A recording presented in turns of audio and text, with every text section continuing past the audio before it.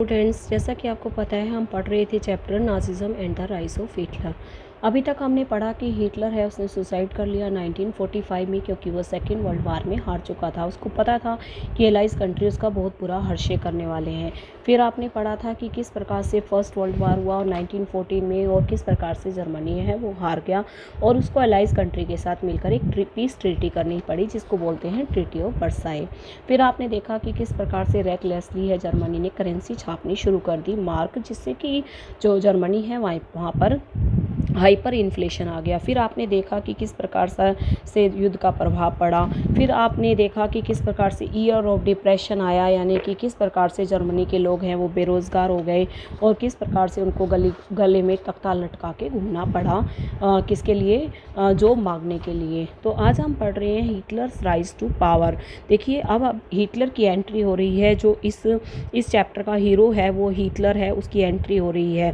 The crisis in the economic polity and the society form the background Hitler rise to power. और अब Hitler को अपनी power को rise करने का मौका मिल गया। हिटलर का जन्म 1889 में ऑस्ट्रिया में हुआ था। हिटलर को ने अपनी जो सारी यूथ है, जवानी है, वो पॉवर्टी में गुजार दी। When first world war broke out, जब फर्स्ट वर्ल्ड वार है जो हुआ, he enrolled for the army, उसने अपने आप को आर्मी में इनरोल किया था। वो मैसेंजर का काम करता था। Became a corporal and earn medal for bravery, उसे काफ़ी अवार्ड मिले थे अपनी ब्रेवरी के लिए। जर्मन डिफीट हॉरिफाइड हिम, जैसे ही जर्मनी हार गया उसको बहुत ज़्यादा दुख भी हुआ।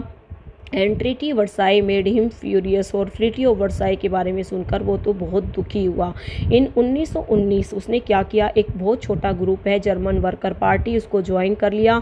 ही subsequently took over the organisation, आगे चलकर उसने ऑर्गेनाइजेशन को अपने अंडर कर लिया और उसका रीनेम किया, जिसका नाम रखा national socialist German worker party. और फिर इस पार्टी का नाम रख दिया नाजी पार्टी। और यही बात मैं आपको शुरू से बताती आई हूँ कि हिटलर की पार्टी का नाम था नाजी पार्टी। 1923 में हिटलर ने प्लान किया कि वो बवेरिया है उस पर कंट्रोल करेगा। वो बर्लिन भी गया, उसने वहाँ पर अपनी पावर है वो बढ़ा ली। ही फेल्ड वाज अरेस्टेड, पर वो कहीं ना कहीं वो पकड़ा गया और उसको सजा दी गई। Nazis could not effectively mobilise popular support, 1930 तक नाजीज को कोई ज़्यादा सपोर्ट नहीं मिला। It was during the great depression की वजह से नाजिज्म को एक मास मूवमेंट करने का मौका मिल गया।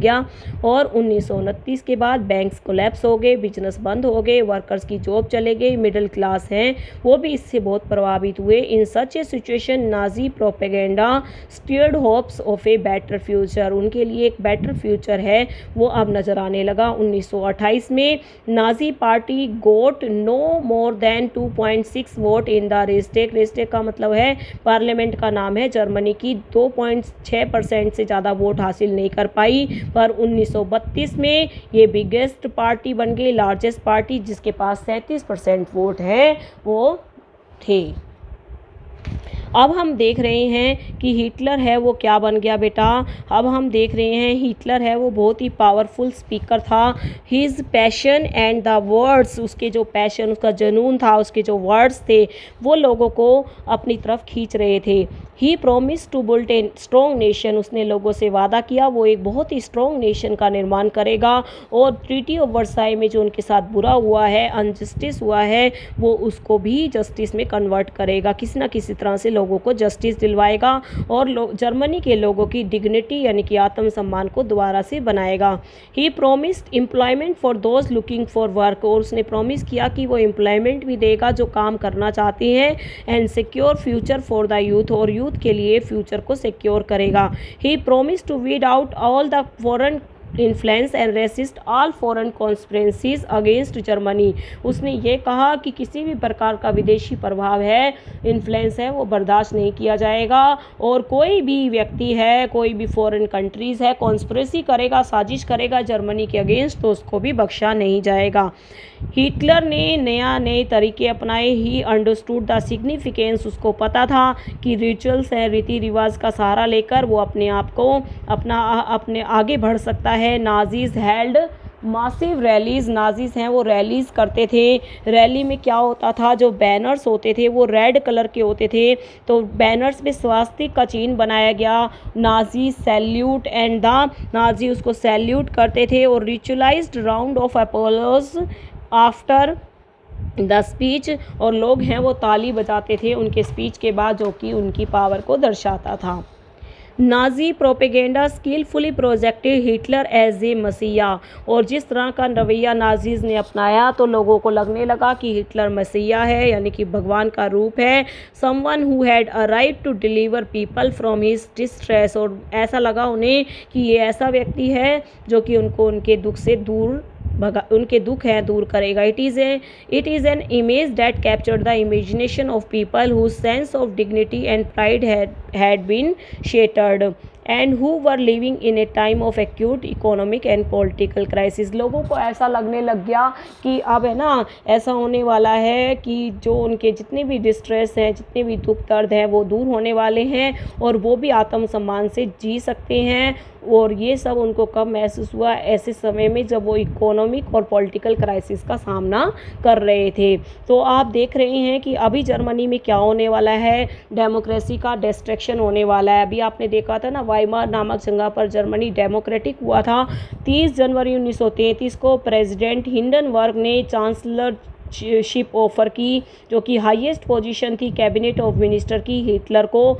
और by now the Nazis had manage the rally of conservative of their cause having acquired power मिलने के बाद Hitler set out to dismantle, उसने सारे डेमोक्रेटिक रूल है उनकी स्ट्रक्चर्स को नष्ट करना शुरू कर दिया। मिस्टीरियस फायर हुआ, जर्मन पार्लियामेंट में आग लगा दी गई, किसी को नहीं पता था किसने किया है। The fire decree of 28 February 1933 indefinitely suspended civics right, इससे लोगों के राइट को ख़त्म कर दिया गया। उनको बोलने की आज़ादी, प्रेस में लिखने की आज़ादी, असेंबली यानी कि असेंबल होने की आज़ादी नहीं दी गई। Then he turn on the his arch enemies, उसके जो मेन एनेमी था कम्युनिस्ट थे उसकी तरफ गया, और उसने क्या किया, उनको भी वहाँ से भगा दिया। Repression of the communist was severe out of the surviving, आपको पता है 6808 arrest files of Dusseldorf, a small city का नाम है, वहाँ पर इतनी पॉपुलेशन रहेगी जिसमें 1440 हैं वो कम्युनिस्ट थे। 3 मार्च सबसे इम्पोर्टेंट डेट है, 3 मार्च 1933 को फेमस अनेबलिंग एक्ट पास किया गया, और इस एक्ट के अकॉर्डिंग जर्मनी में डेमोक्रेसी ख़त्म हो गई और डिक्टेटरशिप एस्टेब्लिश हो गई, और जिसकी वजह से हिटलर को इट गेव हिटलर और power to sidelines parliament and rule by decree, उसको मनमानी करने का मौका मिल गया।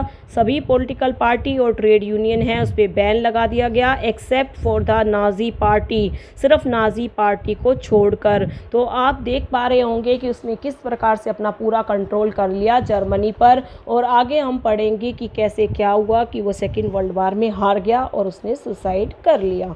ठीक है बेटा, ये हम अपने अगली वीडियो में देखेंगे। Thank you.